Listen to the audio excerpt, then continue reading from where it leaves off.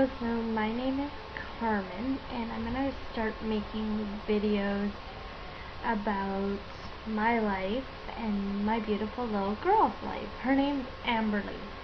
I got inspired to do this because I saw a girl named Gabe and Jess here on YouTube making her videos, and I was considering doing this when I was pregnant, but I never found the time. I was too busy working and planning my wedding and a whole bunch of crazy things.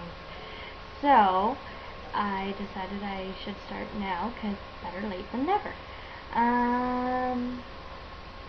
So where to begin? My name's Carmen. I already said that, but I'm from Prince George, BC.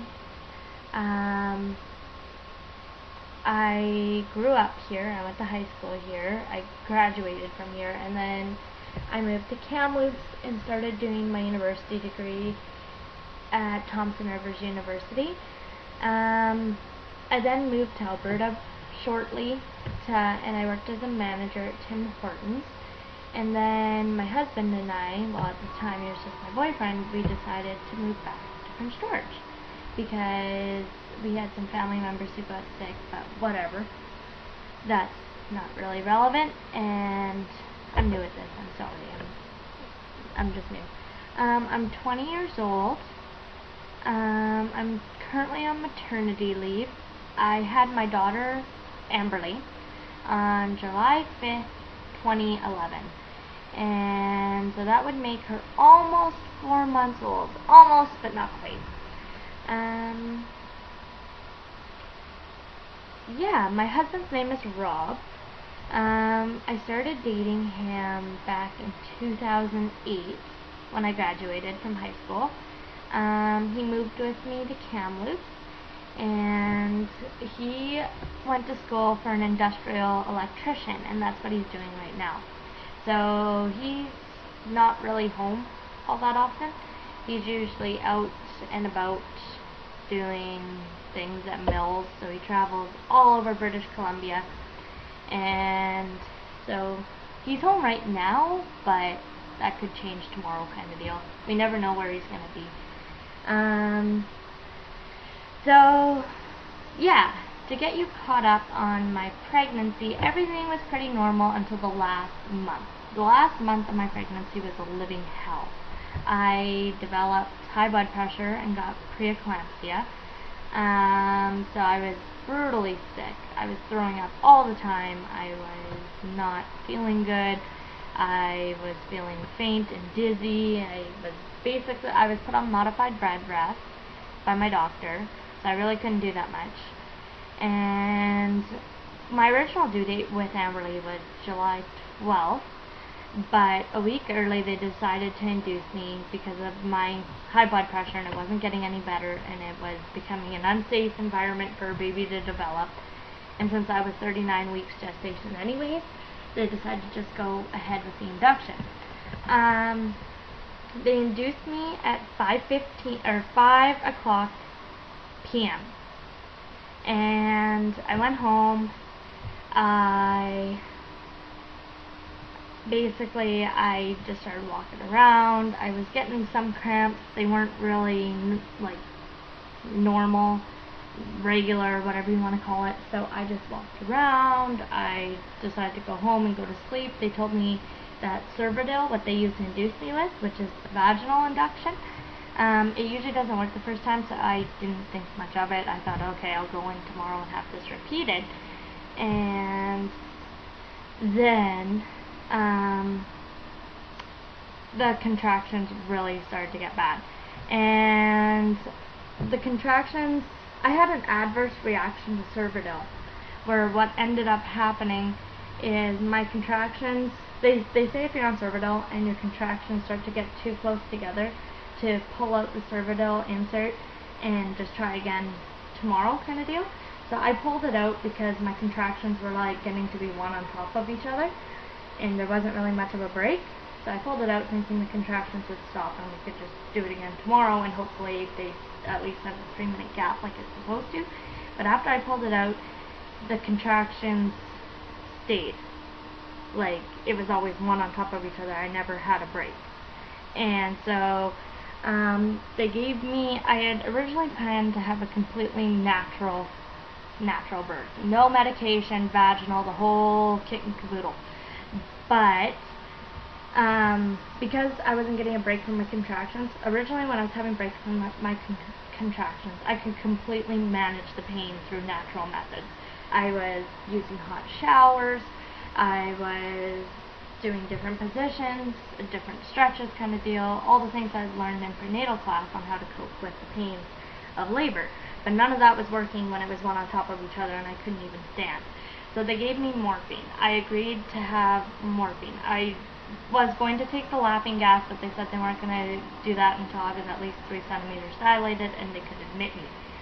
And since I was only 1.5, they gave me morphine, which caused complications all on its own. But they gave me the morphine and I went home. And unfortunately, when I went home, I massively hemorrhaged. So my fiance at the time called 911 and I was rushed in an ambulance back in the hospital because I was bleeding everywhere. And this is about probably 1:30 this happened, 1:30 p.m. the next day. And so I'd been in labor for like 20 hours by this point. I was sore, I was tired, I wasn't getting a break, I was now bleeding absolutely everywhere and there was no stopping it. So they started monitoring the fetal heart rate. I was now 8 centimeters dilated, and so yeah, they put the monitor on, they were monitoring her heartbeat, and they noticed that she was starting to flatline. And so they rushed me in to do a C-section. I needed a couple blood transfusions because of the hemorrhage. It was an emergency C-section, so they were doing it as fast as possible, so it wasn't as clean cut as I would have liked it to have been. But I understood, like, I completely wanted vaginal birth, no epidural, no anything, but anything that could have gone wrong with my labor did. So they got her out at, her birth time was 2:25 p.m. So about exactly 21 hours of labor. And so they got her out and she wasn't breathing.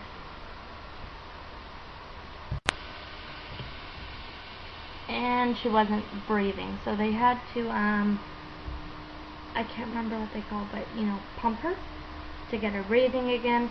And they had to give her a Narcan shot to counteract the effects of morphine, which I didn't know that morphine could cause your baby not to breathe when it was born. Otherwise, I would never have taken it. They didn't mention that in any of my prenatal classes or anything. So I was very upset about that. It took her about 3 minutes before she was breathing on her own, which was the most longest, scariest 3 minutes of my life before I heard her cry. Yeah, and so that was my labor and delivery story. She was perfectly happy, healthy, beautiful baby girl. We didn't know what she was going to be. I left that a surprise, so I was very happy to be surprised with the baby girl. And she was 6 pounds, 11.5 ounces, 21.5 inches long. As of now, she's still in the 50th percentile. She was in the 50th percentile when she was born, so that's all awesome news. She's doing great. She's having some issues, and I will discuss that in a later video. This is just kind of my introduction video, and then I'm going to do more videos to get caught up to date monthly of her development. And then starting between 4 and 5 months, I'm going to start videotaping her and us and my family and everything, so you can see exactly how she's growing. I just thought this would be a fun way to remember her years and her development, and I will always have these videos and to show her when she's older. So yeah, this is why I decided to do that. So yeah, my name is Carmen, my daughter's name is Amberly, my husband's name is Rob, and we are the Marcottes. And yeah, so I'm gonna end this video. Again, I'm so new at this, and it's weird sitting in my living room talking to a computer because I don't have like a tripod for my video camera, and I didn't want to sit there and hold it the whole time. So yeah, I'm gonna stop this and put it up on YouTube.